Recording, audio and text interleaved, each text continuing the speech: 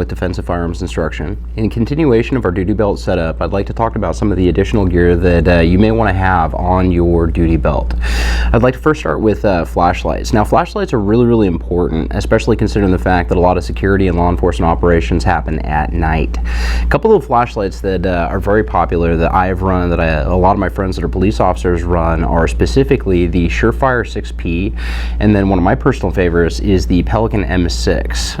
Streamlight also has a couple of other really cool designs. One of the things that I really like about these flashlights is simply the fact that they're easy to handle. I remember when I first started out, we had the big mag lights, and they were a little bit difficult to carry on your belt. However, you know, the smaller flashlights, they're with you pretty much everywhere you go. One of the things that I really like about flashlights, and some of the things that I look for in flashlights, are specifically a constant on and off feature. Having a strobing feature is definitely really nice. You can actually de-escalate situations or use it in defensive roles if you want. Another thing that I really kind of like about some of these flashlights, some of the newer ones that are coming out actually have lacerations right at the top, so you could use it as a striking type weapon if you needed to use it for defense. Some of the ideas on placement: if I'm going to have a flashlight on my belt, I need it accessible by my support hand or non-firing hand. The reason I say that is because if I draw my firearm, if I don't have a light on my firearm, I'm still going to want to be able to use my flashlight while I am using my firearm, so that's really important. As far as the pouches, yet again, Bianchi AccuMold, big fan of them. They come in the snap or Velcro closures. Typically when I place that, I will typically place it between my radio pouch and my baton to be accessed by my support hand. In addition to the flashlights, we have flashlights that we definitely keep on our belts. Another idea, another thing that is becoming even more popular, is having a flashlight on your firearm. A couple of different types of flashlights that you can get on your firearms are going to be the Streamlight TLR1 and TLR2s. Surefire has their X300 series, which is really a good flashlight. These are very robust. They'll take a beating, and the other thing I really kind of like about it is both the flashlight that I have on my belt and the flashlight that I have on my firearm run off CR123A batteries.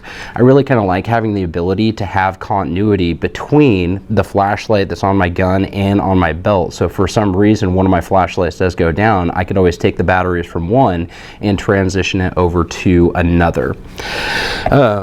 When it comes to flashlights on firearms, you are going to have to get a holster that is specific to your flashlight and firearm combination. Yet again, the Safariland 6280, you actually have choices where you can select your firearm and the light and be able to get a holster that's going to work for that combination. Something else to cover is, if you are going to have a flashlight on your firearm, I would highly recommend that you also have a flashlight on your belt. One of our cardinal safety rules is never point your weapon at anything you're not willing to destroy. The last thing you want to do is put yourself in a situation where the only light source that you have is connected to your firearm, which could potentially put you in a spot where you would maybe want to use your firearm as a flashlight. So always have a secondary flashlight in addition to the flashlight that's on your firearm. Additional things that we're going to want to have on our belt is going to be some way to carry gloves on your belt. I highly recommend that you carry at least 2 sets of gloves. There are pouches specifically designed for gloves. Sometimes those pouches are a little bit bigger. A lot of times they have the Velcro closures, which on a pouch that small, Velcro is perfectly fine. I myself like having the Bianchi AccuMold pager pouch. I can fit 2 sets of gloves in there very easily. As far as gloves are concerned, I tend to try to get either white, clear, or medical blue gloves. In the event that I had to work on somebody as far as a medical emergency, I'm definitely going to want to see what's on my hands. And if I was to have black gloves, it's going to limit my ability to see what is on my hands. As far as placement of the pager pouch or the glove pouch, I typically want to have that behind the gun. Yet again, if I'm going to have anything behind the gun, I typically want to have at least 2 belt keepers to be able to create distance from my firearm to whatever pouch I have behind my gun. The reason I'm going to want to do that is so I don't have anything restricting my ability to draw my firearm. The last thing I want to cover is going to be the radio pouch. Now, in a lot of cases, the radio that you carry is going to be issued. The bulk of the radios are going to fit a similar size.